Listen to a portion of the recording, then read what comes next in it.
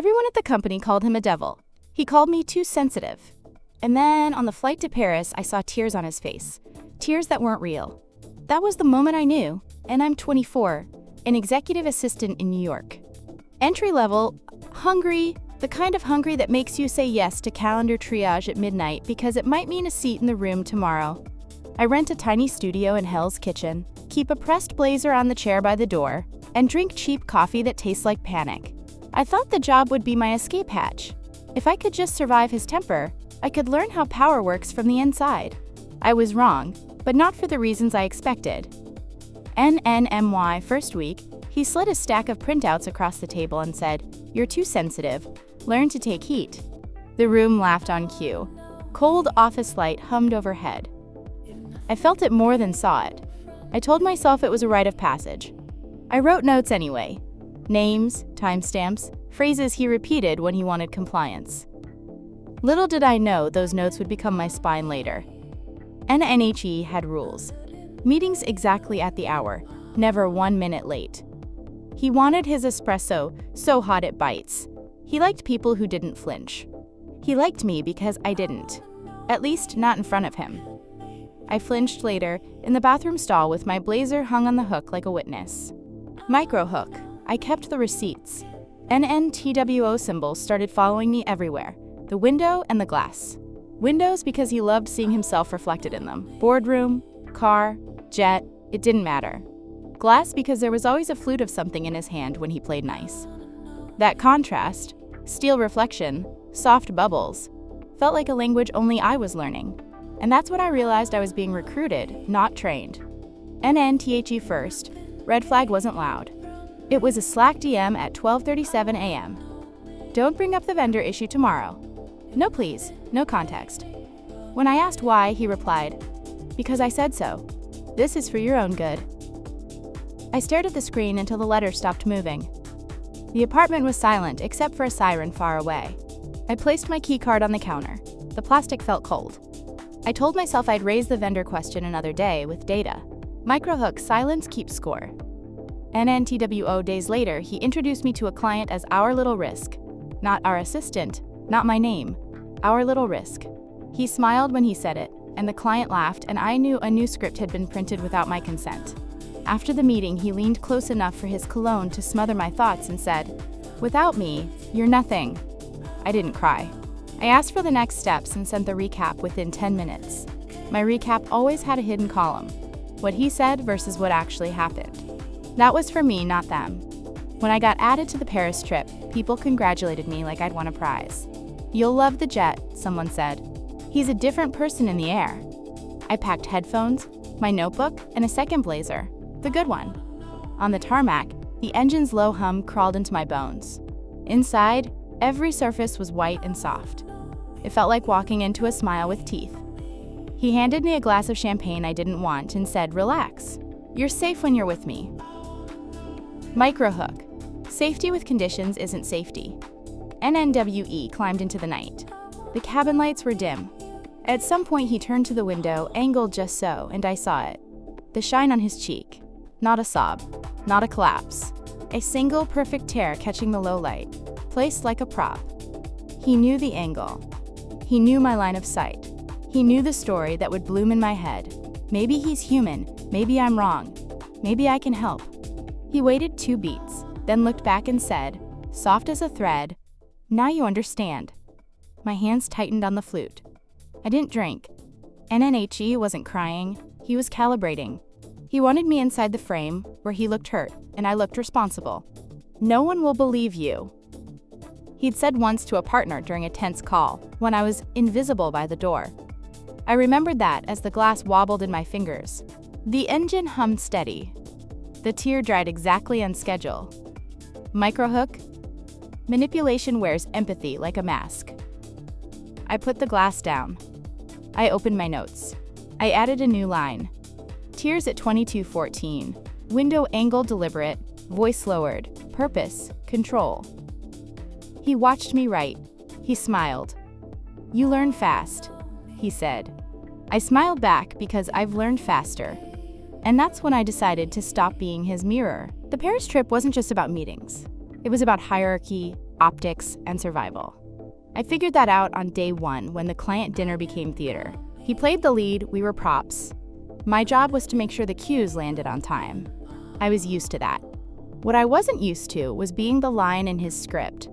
NNTHE Hotel was glass and marble, cold air conditioning blasting against my skin when we walked in. He tossed his jacket at me like I was a coat rack. "Keep up," he said, not looking back. That phrase, "keep up," was his polite version of, "without me, you're nothing." I hung the jacket in my room and stared at it too long.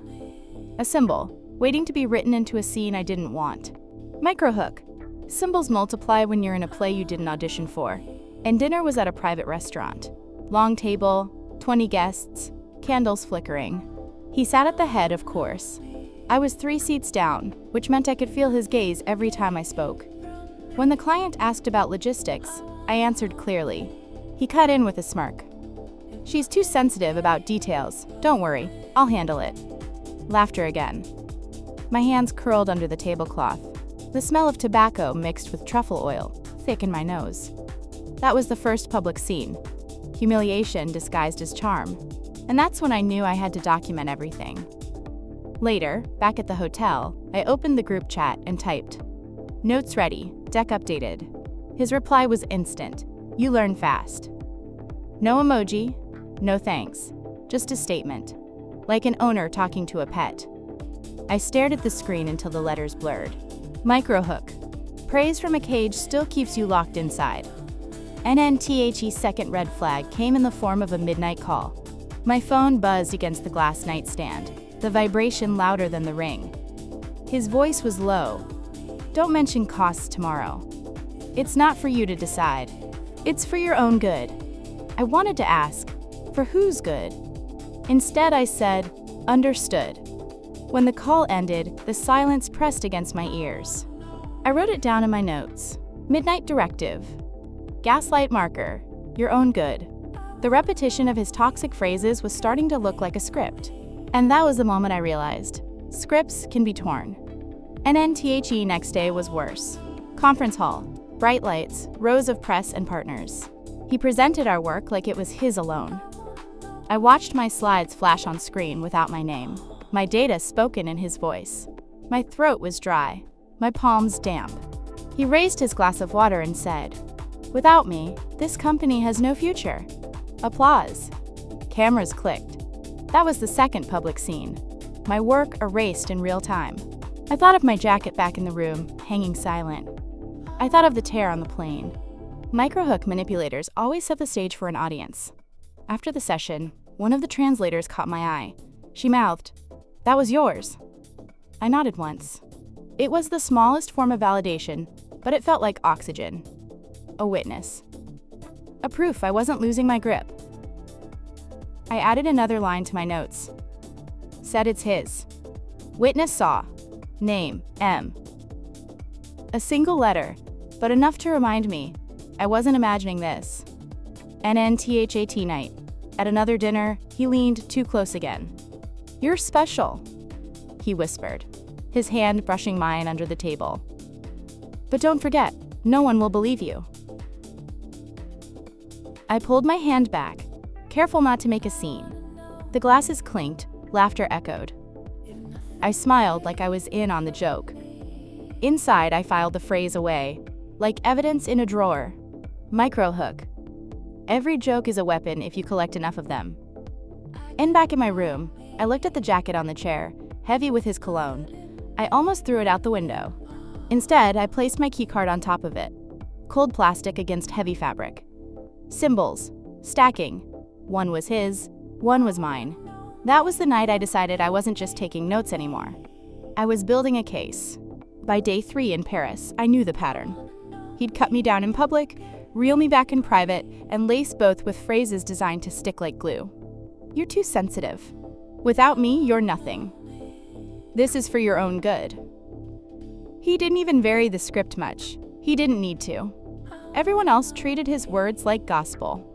I treated them like evidence. And in THE turning point came in the most ordinary way, a window. It was after a long day of sessions, and the team gathered in the hotel bar. Music low, glass clinking. conversations in 3 languages at once.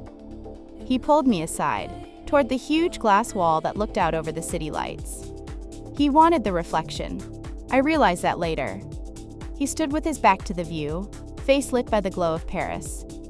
He lowered his voice. You've seen things others don't.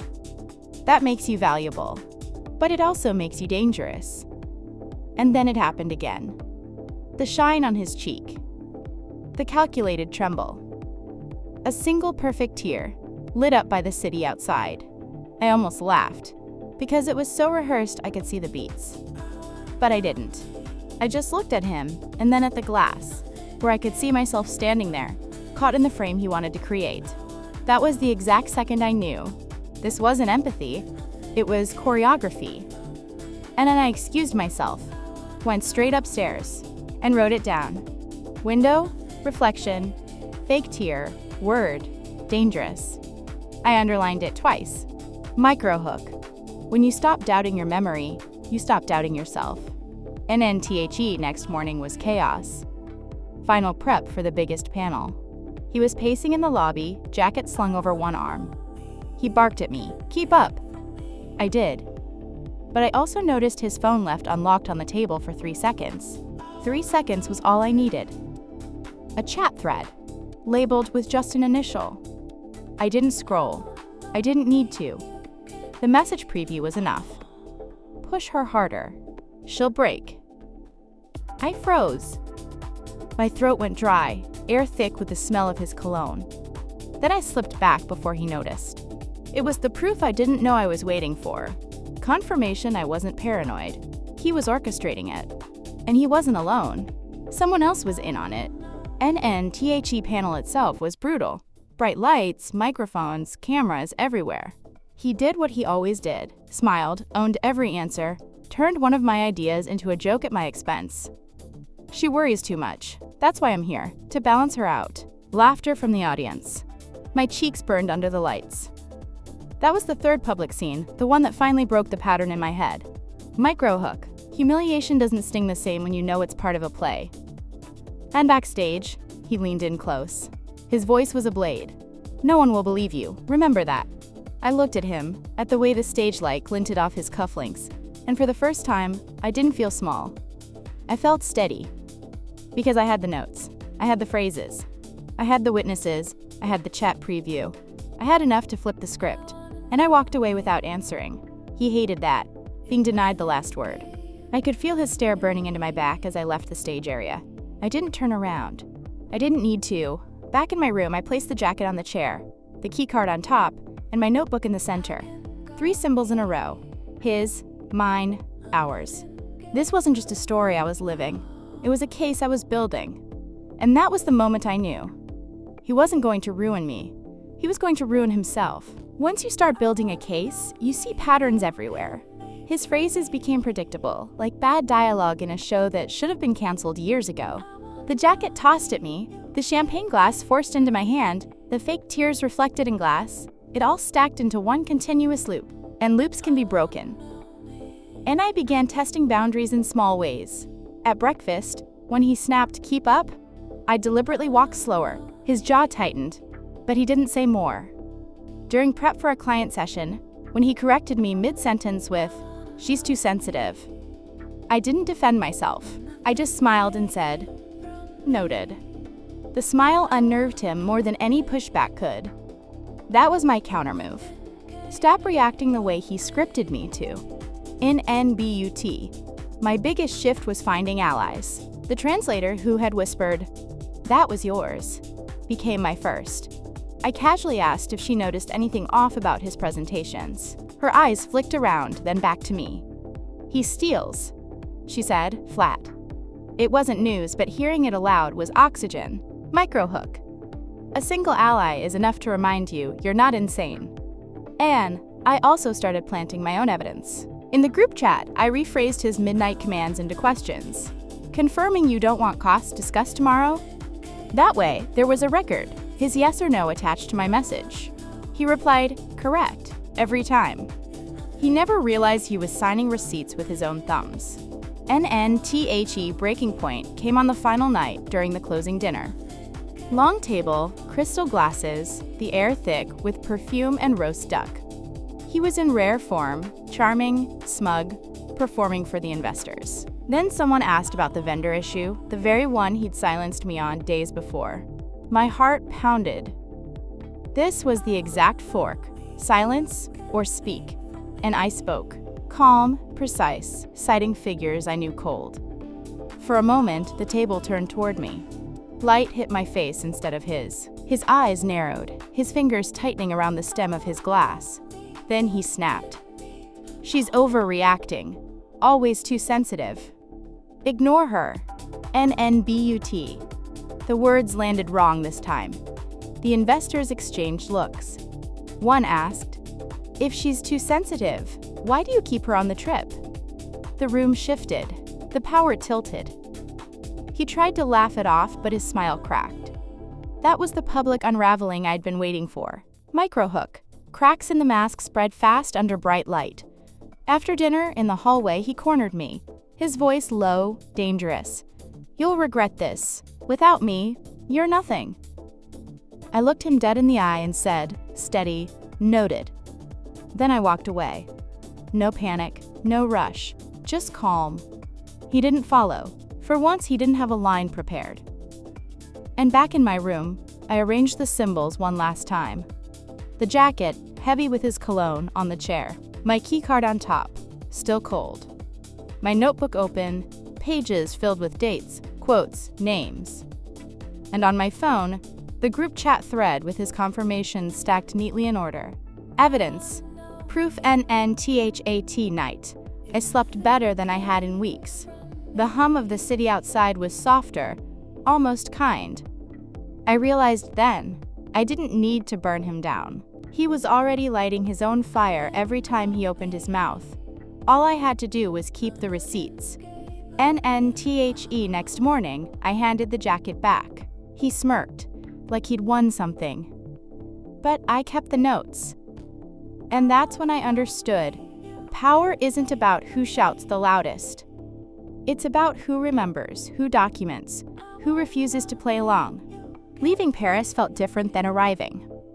On the way in, I'd carried his jacket, his orders, his script. On the way out, I carried my own notes. They weighed less but mattered more. The jet was quieter this time. He sat across the aisle, scrolling, pretending I didn't exist. That silence was its own performance. Microhook. Sometimes silence says more than shouting. I watched the clouds through the oval window. The same glass that had reflected his fake tears now reflected me. Calm, steady, no longer shrinking. I thought about the phrases he had used like weapons. Too sensitive. For your own good.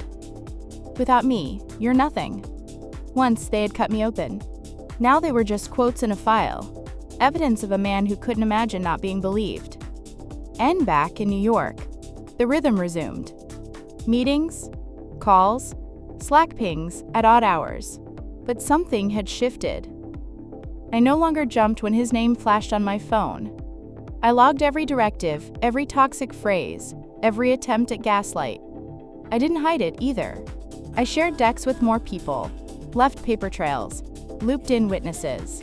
The system that had kept me quiet became the stage where he exposed himself. NNTHE real collapse came a month later. Quarterly review, all hands meeting. Bright lights, packed room. Investors dialed in.